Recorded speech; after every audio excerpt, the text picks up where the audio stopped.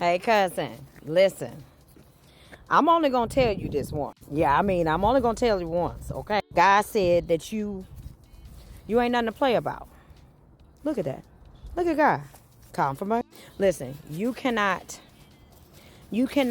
try not to, you can't just ignore God and want to focus on other things. I keep hearing you guys want to say, but God. Like, but God, they doing it. And but God, they hurt me. But God said, so what? That don't mean that you don't get to walk into your purpose. Where they do that at? You still got to walk. You still got a purpose. You still are called. Yes, you have seen a lot of destruction in this life. Yes, you have been through a lot. Yes, you probably are still going through another rebirth. But have you learned the lesson? Look at God talking to you. Every time I say some truth, it get bigger.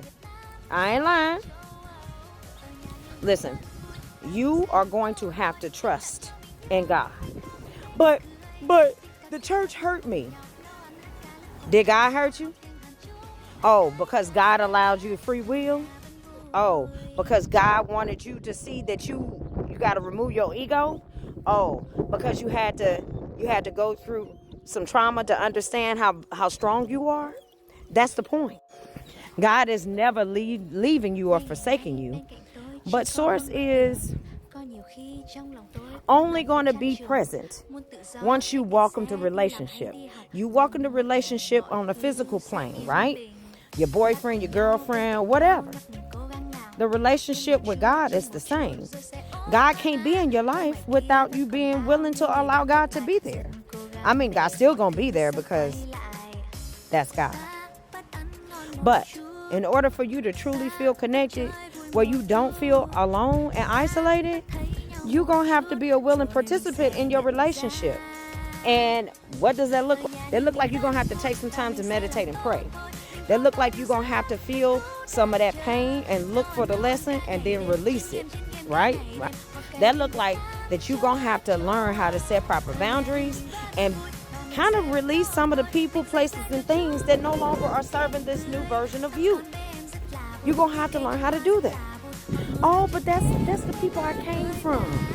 Oh, how can I do that? The same way, if the alcohol is causing you harm and you don't like the way that you feel, you leave it alone, right?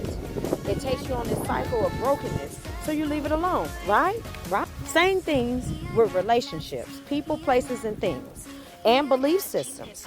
If those things are not serving you and you have tried, give it a good 3 times, but it becomes a pattern. You got to recognize the pattern, and you're gonna have to release it. Meaning that I don't like saying let go, because people want to hold on strong when you say let go, but release it. Let it naturally play out. If the person doesn't reconnect to you, if that thing doesn't come back to you after you let it be, then it's not meant for you. Everything that's happening in your life is happening for you, whether you want to admit it or not, even if it's on a negative tip. Okay? We go through things for a reason. Okay? The book of Job could not be the book of Job without Job actually going through the whole situation in his life. So what makes you think that you're gonna have this great life without any struggle? No, you have to walk into your purpose. That's the point. Now my dog and this dog are bickering at each other, right? This is not going to serve. And now we walk away. Not because we don't love each other, no. Because we all have a different journey. And every part of us that's connected to a person is not meant to always stay. You're going to have to really embrace that you have a purpose on this earth. And you're going to have to trust in the I am. I love you, cousin. You're this close to your spiritual awakening.